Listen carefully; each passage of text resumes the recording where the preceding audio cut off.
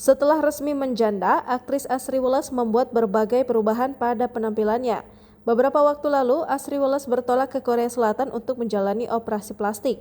Perempuan yang dikenal lewat perannya dalam sitkom Suami-Suami Takut Istri itu melakukan 3 prosedur kecantikan, yaitu facelift, tummy tuck, dan liposuction. Tak tanggung-tanggung, Asri Welas menghabiskan 500 juta rupiah untuk operasi plastik. Saat menjadi bintang tamu di acara Pagi-Pagi Ambyar, Asri Welas pun mengungkapkan alasannya menjalani operasi plastik. Asri mengatakan melakukan oplas untuk kebutuhan profesionalnya sebagai aktris. Perempuan berusia 46 tahun ini juga mengaku melakukan oplas demi kesehatannya. Jadi memang ada film juga yang kayaknya udah keluar seriesnya.